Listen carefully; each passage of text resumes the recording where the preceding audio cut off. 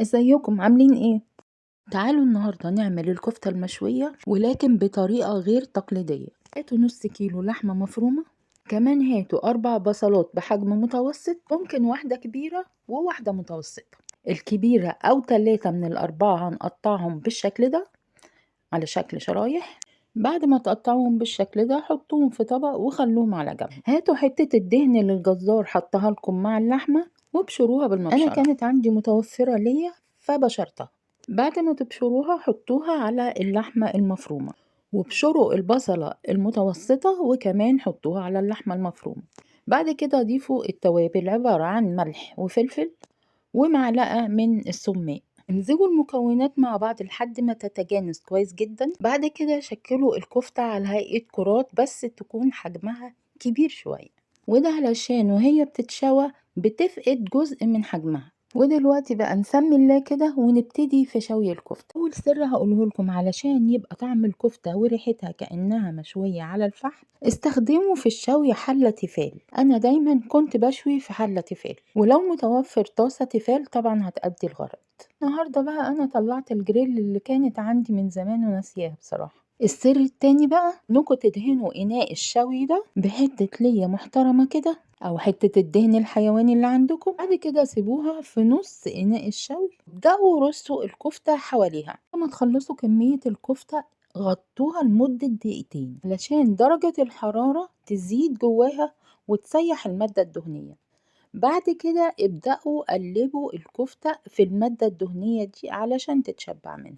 الكفتة من غير تغطية. بعد كده هاتوا 4 وحدات طماطم متوسطين وقطعوهم على هيئة شرايح.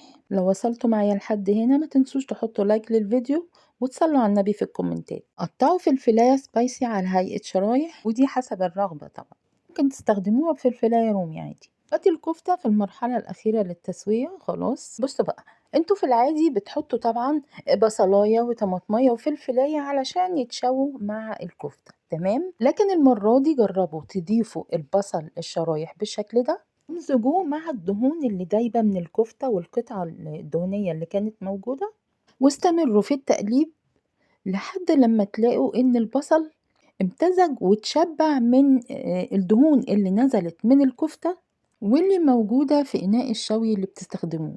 في المرحلة دي بقى هتبدأوا تضيفوا الملح والفلفل الأسود وكمان كمية وفيرة من السماق، ودي هي التوابل نفسها اللي استخدمناها في عمل الكفتة. عايزة أقول لكم لو شمين الريحة دلوقتي مش هتفرقوها أبدا عن ريحة الشوي على الفحم. أهم حاجة إنكم تفضلوا تقلبوا لحد ما البصلة تحسوا إن هي خلاص اتكرملت، وبكده هتبقى اتشبعت من طعم الكفتة نفسها والريحة كمان، وكل التوابل اتجانسوا مع بعض. في المرحلة دي بقى ضيفوا نص فلفلاية صفرة ونص فلفلاية حمرة، هما الحقيقة كانوا موجودين عندي متفرزين. قلبوهم لحد ما يتجانسوا مع المكونات كويس. وفي المرحلة اللي جاية ابدأوا ضيفوا الفلفل السبايسي أو الأخضر اللي قطعتوه شرايح، وقلبوا المجموعة دي كويس جدا مع بعضها لحد ما تحسوا ان الفلفل الأخضر كمان بدأ ان هو برضو يتشبع من طعم ومكونات الكفتة. هنا انا مش عايزة المكونات دي تاخد صفة الجوسي، لا انا عايزاها تاخد صفة الشوي، يعني بمعنى اصح ان هي تتشرب من السوائل اللي موجودة ومن الدهون كمان حتى اللي نزلت من الكفتة. بجد يا جماعة عايزاكم تجربوا الطريقة دي لان انا واثقة ان هي هتعجبكم جدا، لان هي واخدة صفة الشوي فعلا على الفحم. اخر حاجة خالص ضيفوا الطماطم اللي قطعتوها شرايح.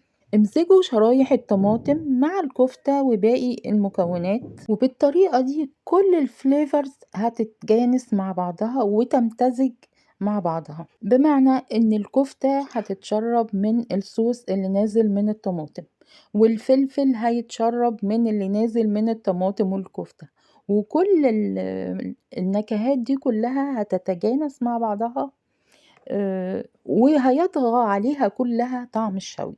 عايزة اقول لكم ان بنتي راجعة من الامتحان دلوقتي ولازم ماسكة العيش قدامي وعايزاني اعمل لها سندوتش دلوقتي. بالمناسبة تقدروا تعملوها سندوتشات في العيش البلدي او السوري أو البتبان أو الكايزر، مع إضافة سلطة طحينة أو مستردة، بس لأنها مش محتاجة أي سلطات خالص. تقدروا كمان تاكلوها مع رز أبيض أو رز بالكاري أو رز حتى بالشعرية يعني. وبكده الكفتة استوت. لاحظوا قد ايه ان شرايح الطماطم محتفظة بنفسها كويس قوي وبسمكها، كذلك الفلفل. كنت مستنية جدا اني ادوق، لكن مش انا اللي هدوق للأسف، بنتي هي اللي هتدوق المرة دي. تقولي الريحة جايباها وهي جاية من الشارع، فلسه هدوق لقيتها واقفة وفاتحة بقها ما شاء الله. فخلاص يا ستي بالهنا والشفا، ادوق انا بقى المكونات التانية لان انا بحبها الحقيقة اكتر. لكن فازت هي برضو بدي كمان. فجربوها بألف هنا مقدما، ويا ترى ولادكم هيعملوا ايه معاكم بقى. أتمنى أشوفكم بخير إن شاء الله في فيديو جديد. باي باي.